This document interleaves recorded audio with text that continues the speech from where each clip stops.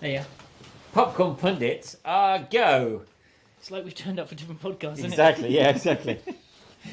You're here for Actually, I'm here to, as a US solicitor. I'm here to make sure you don't say anything wrong. And I'm about to go down for 6 years. For... I don't need to know what you're getting up to, thank you, Peter. Oh, dearie me. Just say not guilty. Just say not guilty. No comment. Yeah, no comment.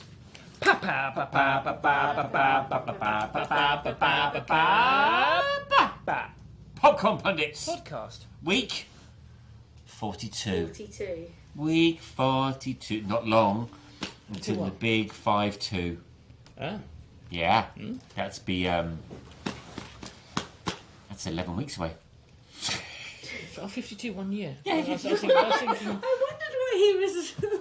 I was thinking a big 50. That's why you're going down for 10 years. I just had one, so I was kind of, my mind was stuck with that. I was thinking 52, that's a weird number to celebrate. Exactly, it's got nothing to do with me. It's a fucking year! It's a year. Did you just make that into a me being selfish then? How did you do that? Amazing, I don't know. It's taken 41 weeks for me to get that point. I think you're going to get a lot so of that. meek and mild. I think you're going to get a lot of that today. So, who are we? we are the Popcorn Pundits, and we are a trio of cinema delights. We are like the rebels. I'm coffee. What's With the fucking randoms, mate. We're not rebels. I'm orange. I'm a milk. I'm rebel. I'm orange rebel. You're orange rebel. What rebel are you? Mint. There's no mint rebel, is there? Is there a mint rebel? There's a toffee rebel. I'll be toffee then. You'd be toffee. What will you be? I'm a minstrel. Yeah, I can see that. Yeah. That does not surprise me Not one at all. bit. I'm definitely the orange. Anyway, so we go to the cinema, Yes, and then we come here, we do. and we talk about what we have seen. We do. And we express our opinions, Yes. whether they're right, wrong, or indifferent, and then we let the listener Opinions know. can never be right or wrong, James. They're just subjective. I like that. Unless you give them Philosophical. 4. That's what you told me off for last week. That's right. Yeah. So, and we like to encourage people to go to the cinema as often as possible. Yeah. Almost as often as we go. Yeah. No, I don't think that's necessary. No. I think we can probably filter out We're an taking awful one lot for the of shit, team. more than one for the team. I'm really excited for this week's podcast. Are you now? Yeah, so this week we are highlighting the top 10 at the UK, and we're highlighting 3 films that are in the top 10 already. Peter, would you like to start the top 10? Yes, I would. Number 10 is Spider-Man. Oh yes, that's a re-release, isn't it? They're doing all the Spider-Man, aren't they? Oh, shit, man. Wowzers. Yeah, number 9. Is Longlegs. Yes, which was tremendous. What week did we review Longlegs? Nicky I can't Nicky? see with this mask on. Hang Obviously on. not. You got your glasses We on. gave it 8.2. We did. Okay. It was week 38. Okay. What was I that? turned it off. It was Longlegs. Number 8, Harold and the Purple Crayon. Still haven't seen It's it. a poor man's if, apparently. Is it? Wouldn't surprise me. It looks like a poor man's if. Okay, so number 7 is Inside Out 2, Yes. which you're a bit behind the curve because you I kind am. of had a week's holiday, didn't I you? did. And now you kind of caught up. I have indeed. So I have seen that now. So I'm going to be adding my minute review to that. Okay, cool. On top of that. So have the scores ready for Inside Out 2, Nicky ready. Nicky. Yeah, Ready? so it's on a prep sheet and everything. It's all Yep. sorted out. Number 6 is Twisters. Yes, which we saw 2 weeks ago. Yeah, We it's gave all right. it 6.8. Yep, it was alright. It was that kind of It big, was okay. that summer blockbuster that Yeah. where they send out when it's not many people going to the cinema. Exactly. Leave your brain at the door. Number 5 is one of the films that we're reviewing this week, which is Borderlands. Which is based on a Game. video game. Yeah, a very popular one apparently. Is that? About 4 or 5 different versions of it. Okay. Number 4 is Trap, which is one of the films we've been going to review this week. As well, it's going to be our second review. Well, it's going to be our first review of the week. We better get a fucking chop on, hadn't we? We better do. There Nicky's are going to keep an eye on the timings There is this a lot evening. to talk about. There is indeed. Number 3, Despicable Me. 4, haven't seen it, want to see it. Me too. Number 2, Deadpool and Wolverine, have seen it twice. You've seen it twice. I've only seen it once. You should see it twice. I should do, yeah, because I know that your mood has changed I towards it nearly slightly. sent a new review in and pretended it was from a listener because Did you? I just wanted to bring the score down slightly. Did you? 4. No, just because I thought I got a bit giddy when I saw it the first time, and actually reflecting on it as a film rather than Yes. something that was hugely anticipated by Yes. me, I think I over-egged the score a tiny bit, Yeah, especially the ending. right. Number 1, we need to go and see It Ends With Us. You can go and see that one. You talking to Nikki? Yes. I love that thing when you look at one person and talk to another. So this is Mrs. Ryan Reynolds. It Mrs. Ryan is. Reynolds, but she's not in the red suit, sadly. No. No, she's not this time. She's got a very interesting mole, hasn't she? Has she? Yeah, Where just is right it? back there. Is she? Yeah. Not on me, on her. It's Yeah. based on a romance novel by Colleen mole? Hoover. Yeah, the mole is. Sorry. Right. So there you go. We don't have It's time for based on that. a relationship between her mother and father. Really? Okay, well, we will decide whether you're going to see that or not. Awesome. So there is quite a lot. Is there? Mm-hmm. Is there much you'd go and see in the top 10? Oh, yeah, absolutely. Long Legs. Yes. Inside Out 2. Yep. Twisters is kind of worth a view. Absolutely. You'll find out if Borderlands or Trap are worth a viewing. Yeah, and Spider-Man. And Spider-Man. You know what, I'd love to go And and see Spider-Man Deadpool and in a Wolverine. retro sort of way. And I Yeah. can't comment about it. It ends with us because I haven't seen it yet. No, nor have And that would be, that would be churlish of me I. It would do. to presume it's going to be shit. Right. Where are we going to start? Let's start. Where are we going to start? I think we should start with Trap and then do Borderlands, and then I give you my rendition of Inside Out 2. Okay, cool. Let's do that. Okay, brilliant. So, Trap. Yes. Oh, that's It's the new instalment from the master of the twist, Mr. M. Night Shyamalan. Yeah. I'm I love the way you say his name. so I say it all wrong. I know I do. I think it is wrong. 100%. Well, it's not. It's not spelt the way you say it, but we're just going to go with that. Exactly. Because And then there's an N at the end, and I don't even pronounce the end. I just throw the N to one side and just I always go think to of one like the side. Muppets, like Shmamalam. Yeah. Yeah, so that's what I always kind of get. M. Night Shyamalan. Sorry, I was just opening my Coke Zero made byArs Company. Really? Other Cokes are available, he says. Well, Just in just case don't- they no, could no, be no, want to no, they're sponsor not. us. Exactly. No, they're not. No, Pepsi is. Anyway, let's move quickly on. No, We've got a exactly. lot to talk about We tonight. do indeed. So, Trap, written and directed by the mighty M. Night Shyamalan. Josh Hartnett Yeah. stars in it. In his first sort of horror stroke dark thriller role, I would say. Yeah. Would you agree with that, Nikki? I Nikki? would, yes. Okay. Traditionally, he's not usually on my radar. I know he's an actor. I know he's around. He usually frequents in your rom-coms, your light thrillers to a certain point, and something that usually involves some sort of romance. Yes. Is that right? I would agree with He's that. usually Yeah. a pretty boy in a romance movie. isn't he? Yeah. On this occasion, he's not. No. He's normally the boy next door. Yes, exactly. However, in this now, the marketing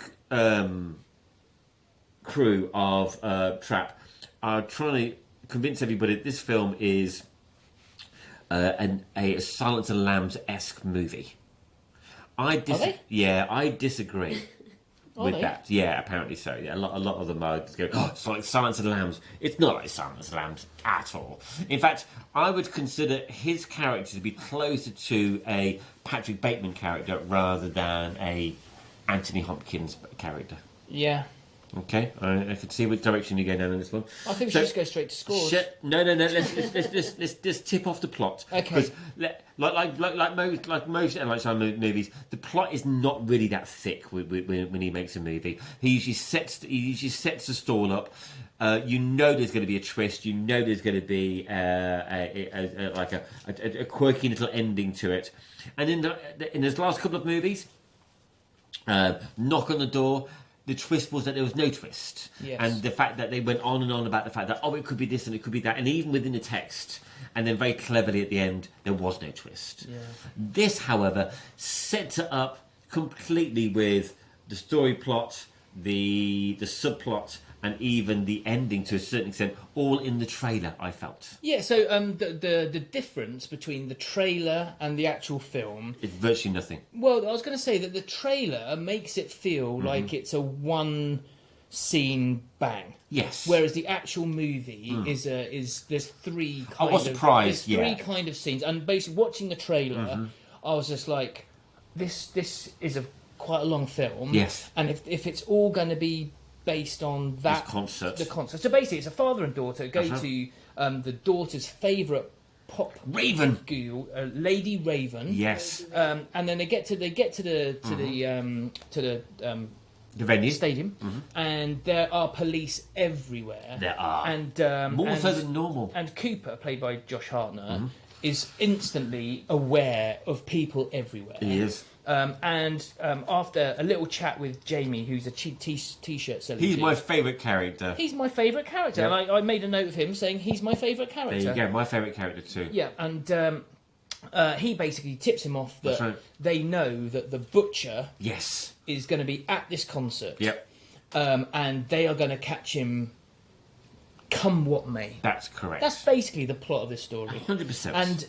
And the story then kind of takes us along with the lines of how Cooper is going to try and escape from the stadium with his wisdom of stadiums and security cards and everything concerty.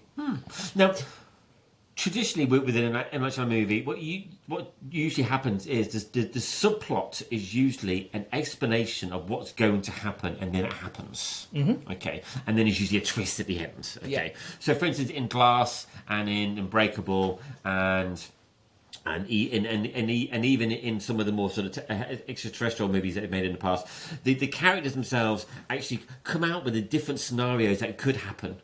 And then that happens, if that makes any sense. Yeah, it makes sense. So in this occasion, the subplot is he knows he's been chased, he knows he's been hunted down, and so his now job is to distract the police and the investigators as much as possible with chaos and with distraction and with all sorts of clever tricks. And they mention that, and then it's exactly what he does. Yeah. Can we just stop the synopsis now and just get on to how much I hate this film? is that okay? 'Cause I'm just kind of conscious of the fact we're short of time today. Yes.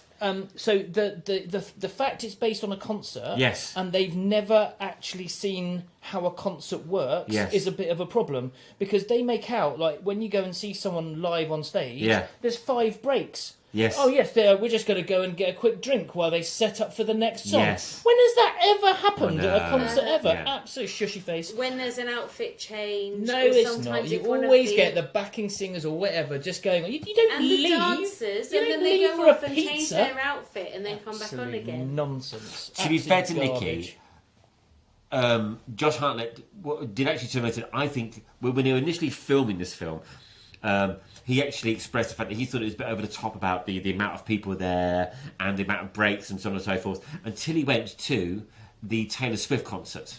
And then he realised what a gigantic thing it is, and it is pretty much an all-day thing. So I see where you're coming from, but if you're going to go and see the Strokes, or if you're going to go and see Radiohead, they'll come along, they'll do their bit. But I think that the more teenage concerts are more of an experience rather than just going to see them perform. Yeah. Okay, well let's talk And- about and Josh like Hartnett's face The then. girl bandy ones as well, because Yes. they do outfit changes. Now, Josh Hartnett, Can we talk about his face? you go for it. You've obviously got an issue with his face. Why don't you just burst that bubble and let it out? I want to fucking punch it. is what I want to do. His face the whole way through this film. I've never had an issue with him ever. His face the whole way through this film makes me want to fucking punch him. Well, he is a psychopath. Yeah, but he's a very bad one. Because if you're in a room, if you're in a concert venue, Yes. and you want to identify Yes. the murderer, Yes. look at the man who's doing this for 2 that's- fucking I hours. will point out that is great for the podcast. I if they're I watching on honestly YouTube. watch this on YouTube because it is absolutely It's like he was in the room. This is the worst Swiss cheese of a film. Oh, there's lots of plot. Oh, Yeah, yeah. I knew that you were going to be Oh, putting all the plot my holes and all the God, different, it and the fact is- that he keeps and just to make things for any listeners out there that are not aware about the plot holes and so on and so forth. Josh Hartnett's character is nearly caught at least a dozen times in this film, and even when he's caught, you look at it and you're going, he's not really caught.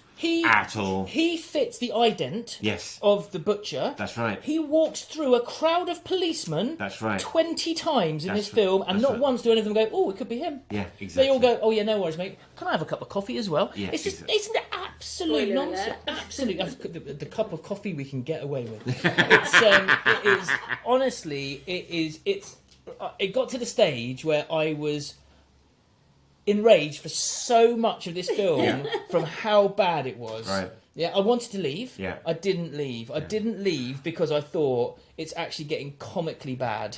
Well, to about comedy, I felt that there was a comic element all the way through this movie, particularly with the co-hosts and the co-stars and so on and so forth. And I felt that it was almost as if they tantalised you with a bit of comedy and then took it away. And I felt that they should have added more to it, so then it would have been more bearable. It needed to go one way or the other. It was a classic example of not knowing what this film is meant to be. Can we talk about Hayley Mills, please? She plays Dr. Josephine Grant, who's the head of the FBI. Yes. She's awful. I mean, the most miscast person I've ever seen in a film ever. And it's like your grandma being the head of the FBI. She is a little bit along that sort of lines. I agree with you completely. Should we get to the scores? Because you're winding yourself up. 4. Wow. Okay, I usually like to give it all synopsis. I think it was too long. I felt the subplot with the comedy was too confusing. I didn't mind Josh Hartnett. I think this is a new direction for him. I give it a 5.9. Okay, ooh. I think it's a dead end for Josh Hartnett. Ooh. Just to be fair, the only person that would play Lady Raven is who?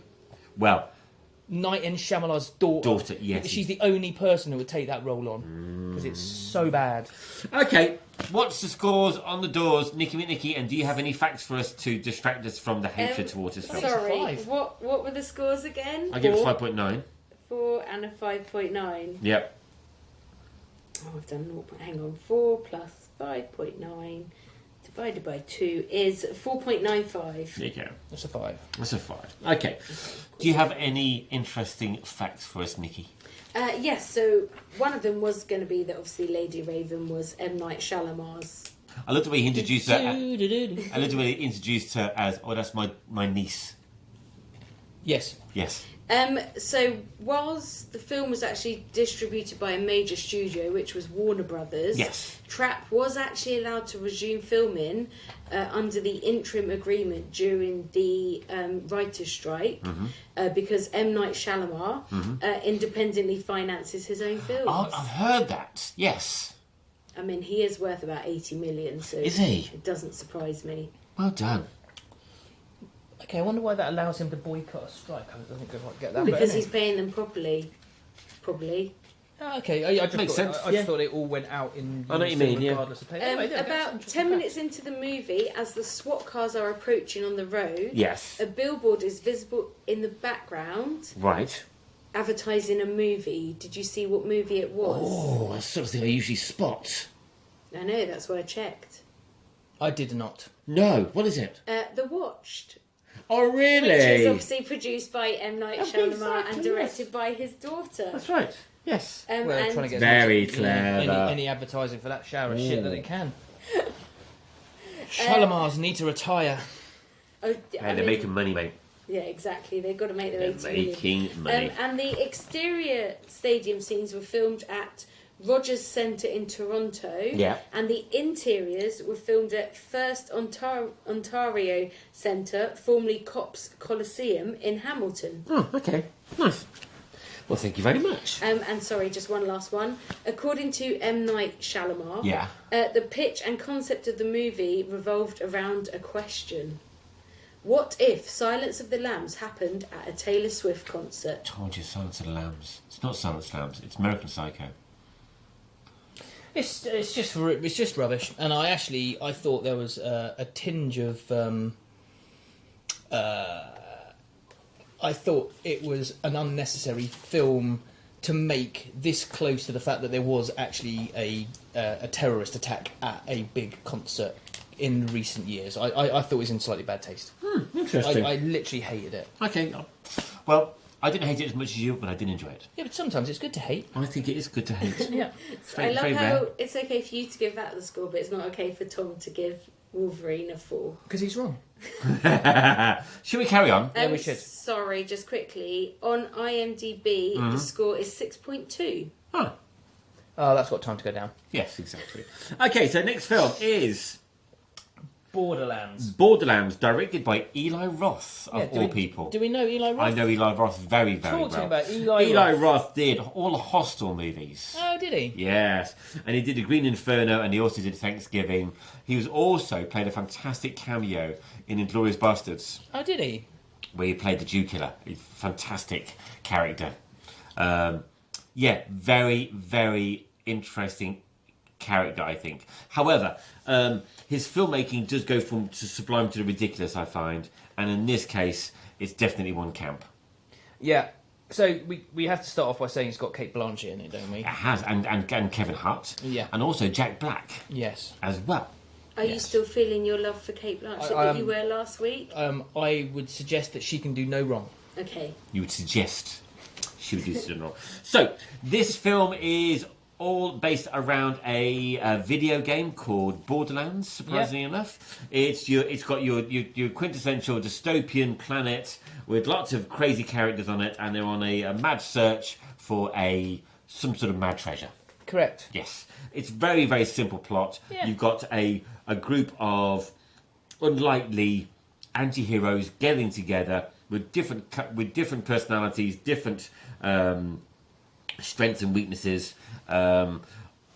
brought together in the joy of looking for a treasure. Should we just go through the story from start to finish, kind of quickly? Well, it is their story. Well, yeah, there is a tiny bit. So Tiny Tina Yes. is rescued from... It was basically the beginning of the first Star Wars film. Yes. And Tiny Tina is Princess Leia. That's correct. And she is in one of those prison cells with That's the right. shoo-shoo Yeah, doors. yeah. And she is saved by Yes. Kevin Hart, Who's shorter. who's as short as Luke Skywalker. Exactly. It's exactly the same It's plot. exactly the same plot. Literally the thing. Anyway, he manages to She get goes her... bunny ears No, instead she of doesn't donuts. at that point. She doesn't at that point. Not at that point, but later Yeah. she does. Anyway, so they escape Mm-hmm. with the amazing help of Krieg, Yes. Chewbacca, the Yes. tall but muscular one, That's right. and they go away to this planet called Pandora. Yes. In the meantime, Lilith, played by Cate Blanchett, Lilith. love you, is basically employed by a character called Atlas, who is like this big. He's basically Jabberwock. Elon Musk, isn't he? Basically, Yeah. is what he is. Yeah, without the racism. Yeah, exactly. And so he employs Lilith Yes, he to does. get Tiny Tina back. That's right. And she was born on Pandora. Mm-hmm. She knows it's a fucked up, messed up. She does. It's planet our of a yard. place. Yes, exactly. Mm. So she goes back there, Mm-hmm.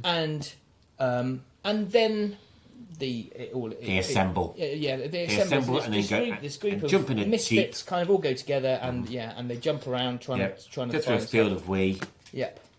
and they have lots of adventures Yeah. on the way to finding this treasure. So where do you want to start, James? So, it's Terrible. right. Okay. So traditionally, Hollywood went through a period of trying to make films that were based around video games, and they did awful films. Yeah, from it. yeah, yeah. Awful films. Yeah. And then, it obviously, because what they were trying to do, they were trying to mimic the levels of the games. They're trying to mimic the exact characters of those games. Yeah, and the viewpoints and the sets. Exactly, And which was, and forgetting the fact that they're actually making a film, almost. So they were really pandering to the Game Boys rather than pandering to the cinema goers, and that's the reason why it was always a disaster and so on and so forth. However, recently they've rejigged things, and there's been some really interesting developments in turning a video game into. The Last of Us is a great example. Perfect. Which has one episode in it, Yes. which is like the screenwriter's dream. The two out, blokes. Yeah, two blokes. It's the out of left field moment where Absolutely. you're just like, this is some of the best screenwriting I've ever seen in my entire And you'd life. never know it's from a video game. No, exactly. At all. Absolutely. I don't know how you played that particular episode on a game. Well, I have no idea. Anyway, so But they forgot, didn't they? Yes. And then they made this film. Well- because there's no plot in this film whatsoever. All they did was they copied Star Wars. and not only that, but also every single actor forgot they were an actor, and they just mimicked the characters that they were playing from the video game. Cate Blanchett is a prime example of that. She is a stellar actor beyond a lot of other people, human beings could possibly get anywhere She's near. beyond this film. Exactly. So How did she get cast in this well, film? the problem with her is what she's done is she's almost mimicked what she joked about in the last film that we spoke about, which is taking it too seriously. Right. If that makes any sense. And what she's done is, I've never really played this game, but I get the impression, okay, and you need to watch YouTube for this, I get the impression that all the way through the video game, Cate Blanchett's character does this. I know. She does this. Is that one of the poses of her in the video? I have no idea, but it must be. But that's what the actor like was doing. She was in the room all the way through the film. She just kept doing this one-footed like pose where she'd lean and put her breasts out, which would be lovely to see with her red hair and everything else. But there was nothing else going on. But there's a problem there, though, isn't Yes. there? The problem is, it's like someone came up with the concept of this film 30 years ago. Yeah. And said, we're going to make this film. Yeah. And all the cast said, yeah, we'll do it. Yeah. And then it didn't get made for 30 years. So Yes. they're all far too old Yes. for the characters I that agree. they play. Kate I agree. Blanchett is like... Yeah. It's like your sexy grandma. I know. She's your gilf. And what's really, really upsetting, talking about gifts, was that Jamie Lee Curtis, okay, who quite frankly was outstanding in Everything Everywhere All of the Time, and even during the fight scenes and everything else, and that is all down to the director, because Jamie Lee Curtis is a lady of a certain age or a person of a certain age, and she might be able to do somersaults, but there are certain things that when you get to a certain age, you walk slightly differently, you act slightly differently, your arms move in a slightly different way. But the director of Everything Everywhere All the Time took that into consideration and made Jamie Lee Curtis into an action hero. Yeah. And you totally believed that she was an action hero. In this film, not so much. In this film, she was walking from one side of the set to the other, and you think to yourself, amazing actor of a certain age walking across the set, and that's all you thought about. Unfortunately, Kevin Hart disappeared into the background completely. He might as well not have been there at all. There was just enough Kevin Hart in there for me to dislike him. See, okay, right, and then you've got Jack Black. Oh, who, quite frankly, yes. No, pause. Didn't have to be Jack Black. Pause. Deep breath. Let's talk about Jack Black in this film. Yes, it's awful. He didn't need to be in it. No, not at all. It could have been an AI voice spouting out those one-liner jokes. But he wasn't funny. He wasn't funny. There wasn't a single funny line in it. If you want to look at an assembly of actors, including Jack Black and Kevin Hart, in a fantasy adventure movie, watch the Jungle movie. Okay, fair enough. Have you seen that one? Do you mean Jumanji. Yeah, it's brilliant. Yeah, Jumanji 1 and Jumanji 2. They do exactly what this film wanted to do, but they didn't do it It just missed the mark, didn't it? I think the only shining light in this film is Ariana Greenblatt. I thought she's the one who plays Tiny Tina. I thought she was reassuringly annoying, and she was brilliant in overly this. optimistic. I thought she was really good. Yeah, but yeah, I mean, Kate Blanchett. There's a bit of a dent in my. There was, and they also tried to, and you could see it in the advert. You could see it in the trailer. It was trying to be a mimic of Guardians, the Guardians, the Jungle movie, and all those different movies all put together with a fantastic cast. And you think, this should be brilliant. It's got Eli Roth. It just missed. It missed and missed and missed. It was so poor. Yeah. It was just so poor. And aesthetically, beautiful. There, I mean, because I must admit, I thought going into it, okay, this is going to be a shit Guardians of the Galaxy, and it is. It was awful. It's 10% of Guardians of the Galaxy. Yeah. I didn't then expect it to be such a rip-off of Star Wars at the beginning. Absolutely. I was thinking, I just thought we were copying Guardians. I didn't think we were going to copy that as well. Everything was thrown in, the kitchen sink and everything else. Saying that though, aesthetically beautiful. I mean, no, honestly. Beautiful. Yeah, I thought aesthetically they nailed it. You know, all the characters and so on and so forth. The scenes. Okay, admittedly the aging thing is an issue, but there was a lot of breasts for some reason. I don't know why. There's a lot of cleavage, and I think that was mainly down to the burlesque ladies that were helping them out and so on and so forth. It's only a 12A. Yeah. However, I think that was a homage to the young boys playing video games, basically. So, dear. Okay, so what score are you going to give it? I'll get a 5. I'll give it a 5.4. Yeah. Nikki, do you have any information that's going to shine any light on this film? 5.2 in total. So you mentioned That's a bit slow, Nikki. It's 4.3 on IMDb, so you've given it a better score than IMDb. You mentioned what? 4. It's 4.3 on IMDb. Can I change my score? No. So you mentioned Ariana Greenblatt. She actually appeared in the Barbie movie. I believe she played the daughter. Okay. I haven't seen it. And then she's got 3. So she's only been about. Sorry, stop for a second. Say that again. I haven't seen Barbie. Carry on. So it's just you on the podcast now, is Yeah. it? Okay. She's appeared in wish 18 Oppenheimer. things so far, and she's got 3 things coming up. One is called Scoob Holiday Horn. She does the voice of Thelma. One is called Fear Street Prom Queen, and the other is Now You See Me 3. Which is that magician's one. Yeah, I didn't mind those films actually. I didn't know you seen it. It's got a good No, but I thought she ensemble. was a really great actress, and she was the only character that I actually believed. Yeah, and she is really cool with the bunny ears on. she is. Upon its release, the film debuted, obviously, on Rotten Tomatoes with an incredibly rare score. What do you think that score was? Oh, is it? Okay. Traditionally, the Rotten I always rate Rotten Tomatoes more so than IMDb when it comes to scoring of films. So I've got a funny feeling, and they give 2 scores. They give an audience score, and they also give a critic score. They give a Rotten Tomatoes score as well. I think it's one of the first times that the scores are so different from each other. You've probably got the audience at like 60 or something like that, and then you've probably got Rotten Tomatoes like up 8 or 9. I don't know. 0. Jesus Christ! So someone wrote a Forbes article and they said, as I write this, the Borderlands movie has a flat 0 on Rotten Tomatoes, no positive reviews whatsoever. Wow. And then they updated it slightly and said 1 single positive review has come in, raising it to 3%. Wow.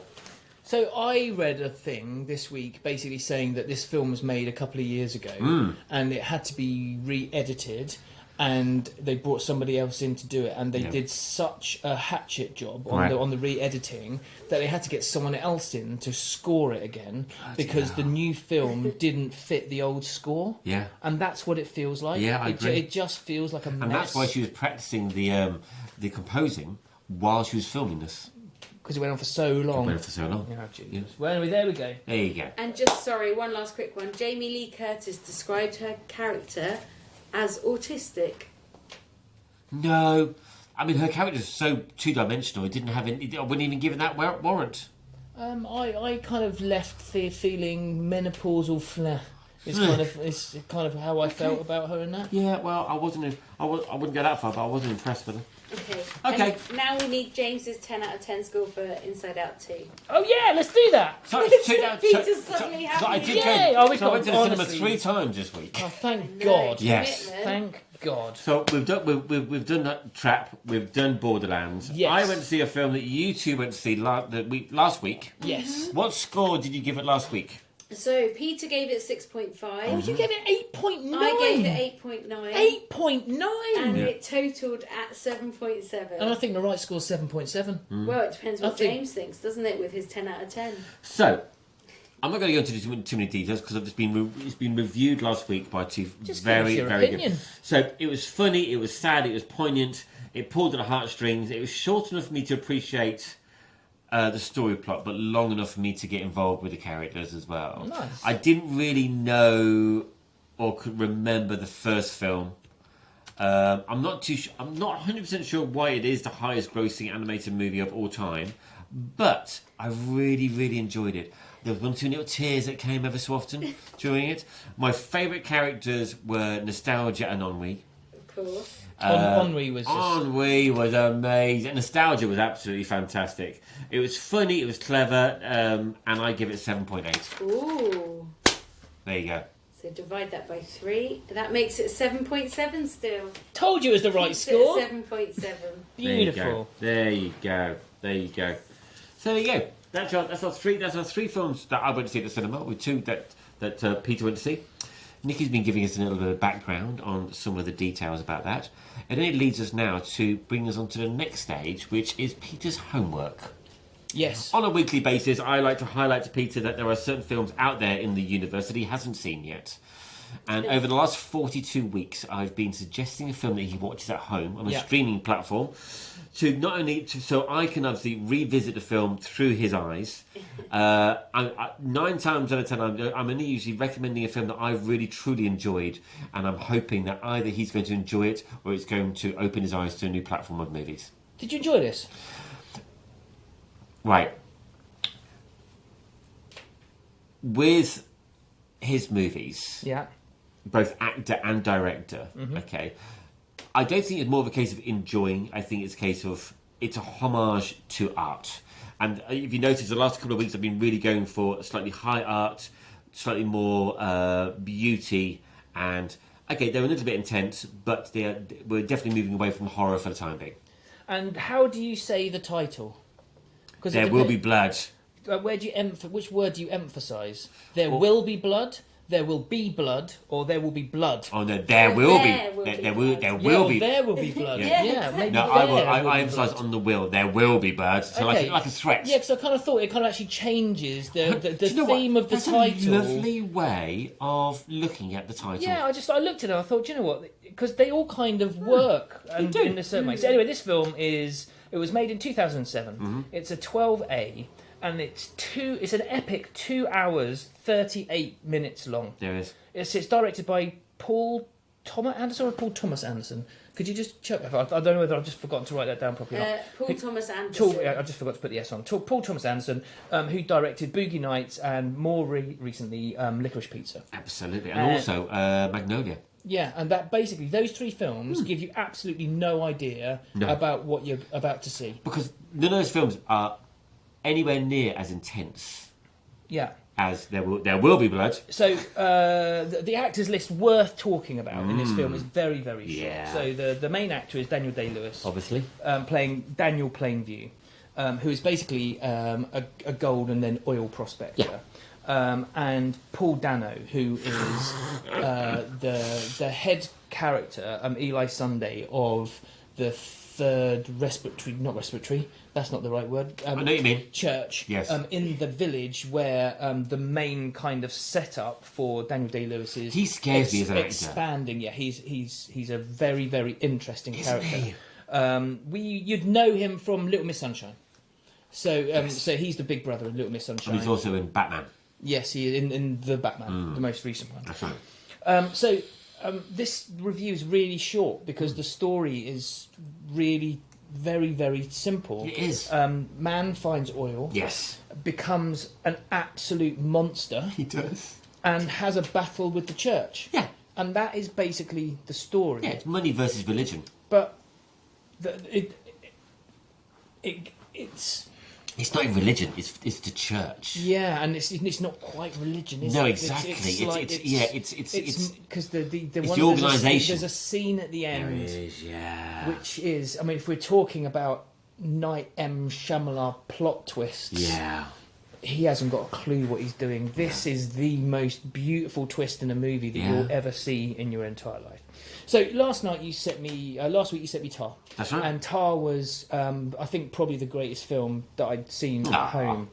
And this knocked the socks off it. This is good.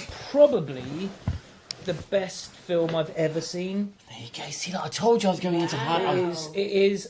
It's a long film. It is, and you want it to be twice as long. You want. So Daniel Day-Lewis is just magical. He is the most evil, intense, cold-hearted, but also really watchable. You can't take your eyes off him. You can't take your eyes off him for 2.5 hours. So I'd watched an hour of this film early on a Sunday morning. Yes. Stopped it because I didn't want to watch this on my own. This had to be watched with company. Brilliant. So you got the family involved. I got the family to watch the first hour, and then we did the second hour and 40 minutes afterwards. I mean, when he's covered in the oil. There are just so many scenes. So you also have to give a shout out to Dylan Frazier or Fraser. I'm not sure how to pronounce it. I think it's Fraser, Who plays his son, H.W. Plainview. And there is a twist in that part of the story as well. He gets damaged in an oil rig explosion, oil rig, but I don't know what they're called, where he becomes deaf halfway through the film, and that's not a plot. That's not a plot spoiler. Not at all. It's a big part of the film afterwards.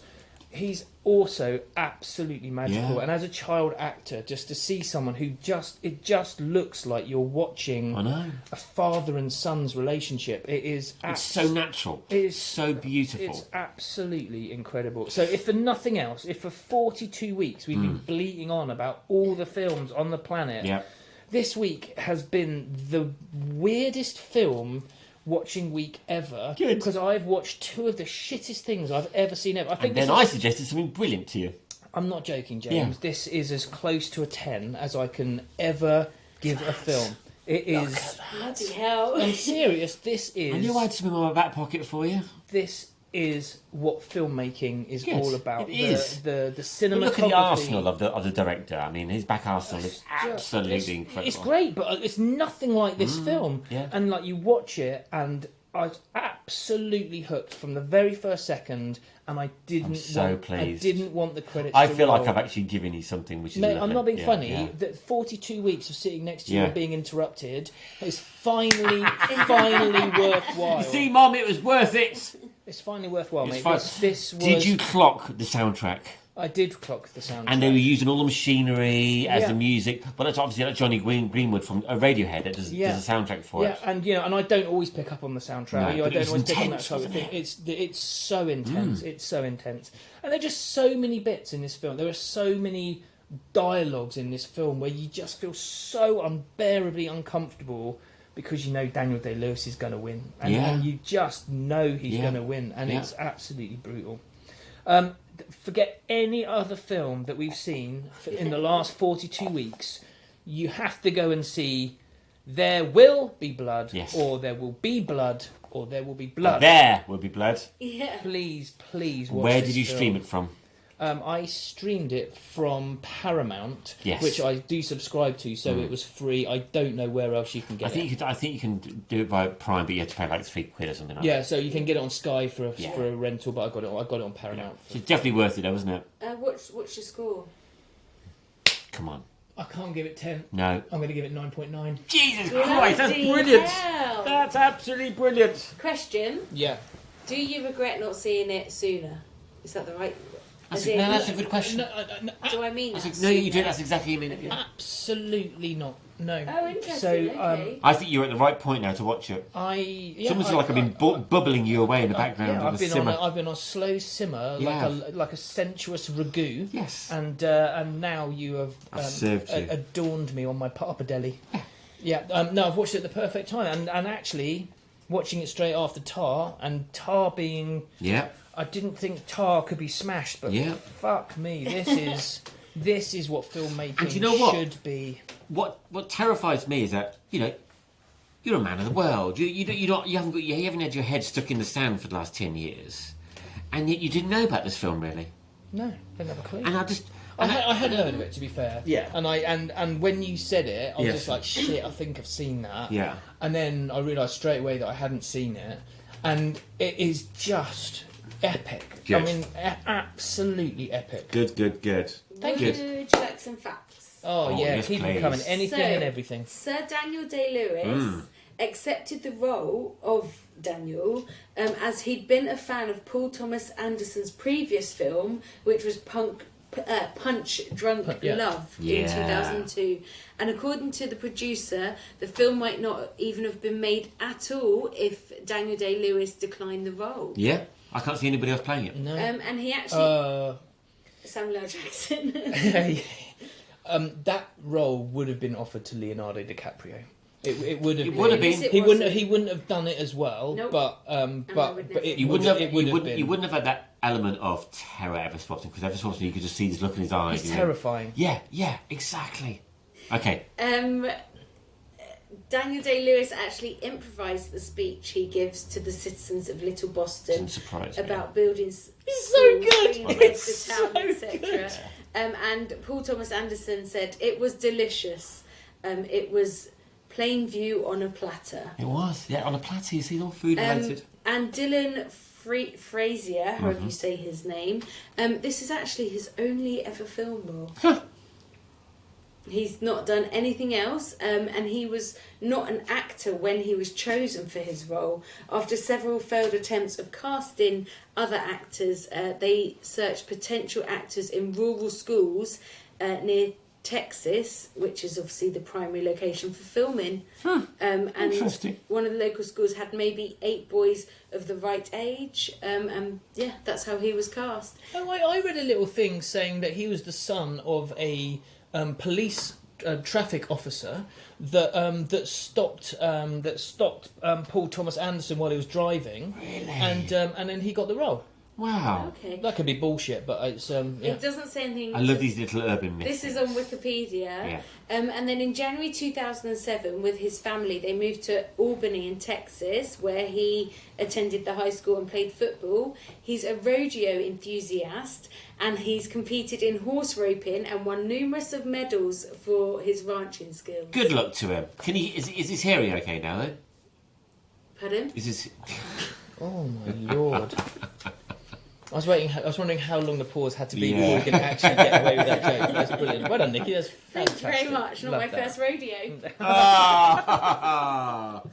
So 9.9. Wow. I just want to give it a 10, but I I know you can't do. give it a 10. I've got to leave space for What? something being better. I was going to say, what would make it 10? I need to give space for something to be better. But what if there's nothing that's out there? that's Then better? 9.9 is the greatest score that will ever be given. But if I see a better film, I can't then Yes. say that it's not better than this, and so I have to give room. The only reason it's not a 10 is I'm hopeful that there's another movie out there that I could possibly enjoy more than this. Are you I ready think now? it'd be very difficult. I've got I next don't week's. think that's it.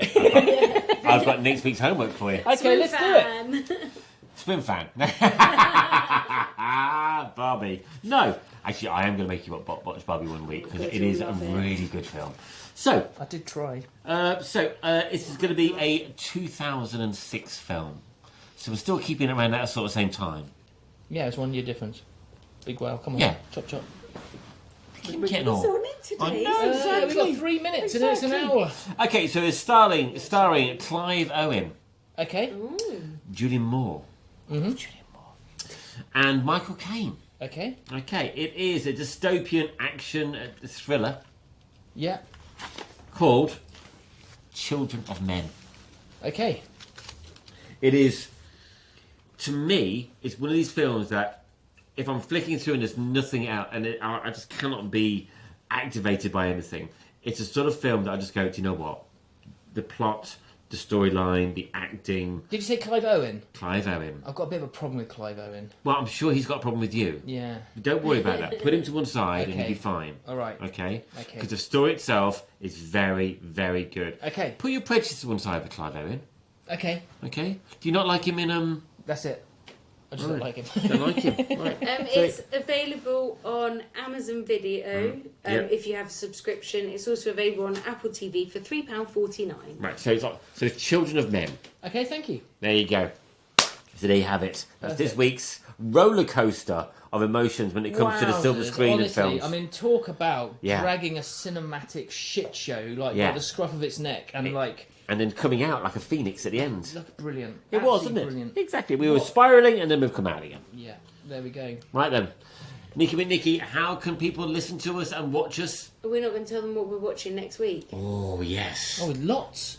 So all of a sudden, cinema's got good again, everyone. Yes, Get indeed. excited. So we've got It's 'cause Children the of Men Oscars are being coming up. reviewed, and also Alien. I've got Aidan booked in for Friday night. Have you? I Amazing. have indeed. Rhomboid. That's correct. Yes. So this film apparently is set in between Alien Romulus. and Aliens. Yes, correct. And what I'm very, very excited about is the lack of green screen, the lack of CGI, Yeah. the animatronic, old school aliens that are coming back from the Wasn't first that one. a weird trailer we saw this week? When they're talking to the actors and the directors about all of that. Yes, I know. I found that quite a weird thing to watch.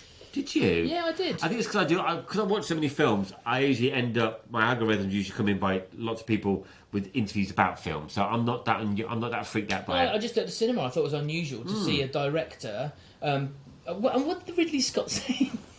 Oh, what did Ridley Scott say? Don't fuck it up. Exactly. And I don't think. But okay. The reason why I'm so excited about this is the lack of CGI, but also the director of this film has directed a couple of fantastic home invasion-esque type of movies. Right. Okay. And so what they're doing is you've got the combination of a horror thriller director come back to the fold of Alien. Because I was talking to my wife about this last night. We watched Alien again last night. Just to bring us up to speed for watching Alien this one on Friday. And if you look at the Alien franchise is split up into three different segments. Okay, Right. You've got horror, you've got action, and you've got sci-fi. Okay, so you've got the horror with Alien 1, you've got the action with aliens, and you've got the sci-fi with one or two of the other aliens going in when they're mixing with predators and so on and so forth. I'm relishing the idea of them bringing it back to horror, the original movie. There you go. Okay. Next week's review.